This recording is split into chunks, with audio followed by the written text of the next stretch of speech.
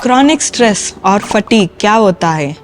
तनाव या मानसिक दबाव एक प्राकृतिक प्रतिक्रिया है जो हमें चुनौतियों का सामना करने के लिए तैयार करती है, लेकिन जब ये स्थिति लंबे समय तक बनी रहे तो उसे क्रॉनिक स्ट्रेस कहा जाता है। उदाहरण, अगर एग्ज़ाम के दिन आपको तनाव हो तो वो नॉर्मल है, पर अगर महीनों तक आपको नींद ना आए और चिंता बनी रहे तो ये क्रॉनिक स्ट्रेस है। थकान केवल शारीरिक नहीं होती बल्कि मानसिक और भावनात्मक भी होती है। क्रॉनिक स्ट्रेस के कारण व्यक्ति हमेशा थका हुआ, ऊर्जाहीन और उत्साहहीन महसूस करता है। इससे काम करने की क्षमता और जीवन की खुशी दोनों कम हो जाती है। बॉडी और माइंड दोनों कंटिन्यूअसली ओवरलोड मोड में रहते हैं, जिसे हम क्रॉनिक स्ट्रेस कहते हैं।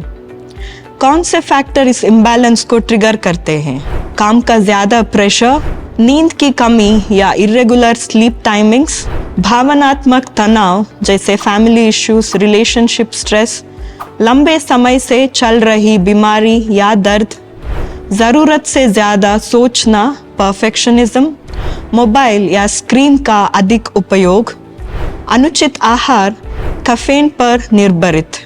अर्ली साइंस को जो लोग अक्सर इग्नोर कर देते हैं, ये बॉडी के वार्निंग सिग्नल्स होते हैं, जैसे सुबह उठते ही टायर्ड फील करना, छोटी बात पर गुस्सा या एंग्जाइटी, एकाग्रता की कमी और स्मरण शक्ति की समस्या, बार बार सिर दर्द या शरीर में दर्द, बार बार बीमार पड़ना।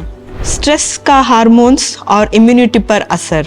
स्ट्रेस से कॉर्टिसोल हार्मोन ज़्यादा रिलीज होता है। लंबे समय तक हाई कॉर्टिसोल से नींद डिस्टर्ब होती है, इम्यूनिटी वीक होती है, डाइजेशन स्लो होता है, मूड स्विंग्स और एंग्जाइटी बढ़ती है। इसलिए स्ट्रेस वाले लोग जल्दी ही बीमार पड़ते हैं। होम्योपैथी के अप्रोच में क्या फ़र्क है? होम्योपैथी सिर्फ सिम्टम्स नहीं देखती बल्कि स्ट्रेस का कारण, व्यक्ति का मानसिक और भावनात्मक प्रतिक्रिया और उसका संपूर्ण स्वभाव पर निर्भरित होता है। एक ही बीमारी के लिए हर व्यक्ति की दवा अलग हो सकती है, क्योंकि इन दवाइयों का उद्देश्य है नर्वस सिस्टम को संतुलित करना, हार्मोनल बैलेंस रिस्टोर करना, प्राकृतिक इम्यूनिटी को बढ़ाना। किन लोगों को इस अप्रोच से ज़्यादा फायदा हो सकता है? वर्किंग प्रोफेशनल्स या नौकरी पेशा लोग, लंबे समय तक स्ट्रेस झेल रहे या नींद पूरी ना होने वाले व्यक्ति, मानसिक और शारीरिक थकान अनुभव कर रहे लोग, स्पेशली वो लोग जिन्हें सब रिपोर्ट्स नॉर्मल होने के बाद भी थकान और हेवीनेस फील की हो। होम्योपैथी दवाइयाँ आदत नहीं डालती। जब सही तरह से प्रिस्क्राइब की जाए तो लंबे समय तक उपयोग करने में भी सेफ होती है।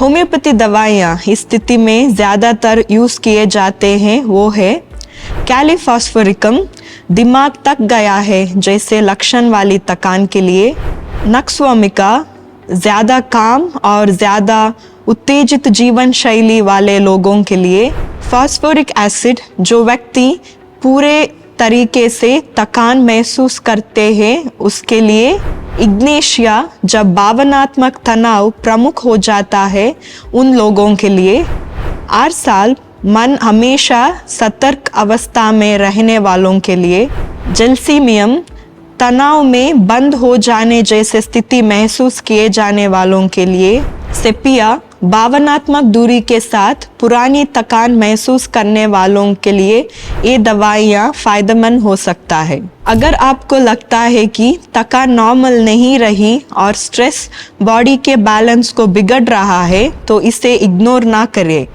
होम्योपैथी में हम रूट कॉज समझकर सेफ, पर्सनलाइज्ड और लॉन्ग टर्म केयर देते हैं। फादरमुल्ला होम्योपैथी में कंप्लीट केस हिस्ट्री के साथ एक्सपर्ट गाइडेड ट्रीटमेंट दिया जाता है। ज़्यादा जानकारी के लिए या अपॉइंटमेंट के लिए डिस्क्रिप्शन में दिए लिंक को चेक करें और वीडियो यूज़फुल लगे तो लाइक, शेयर और चैनल को सब्सक्राइब ज़रूर करें।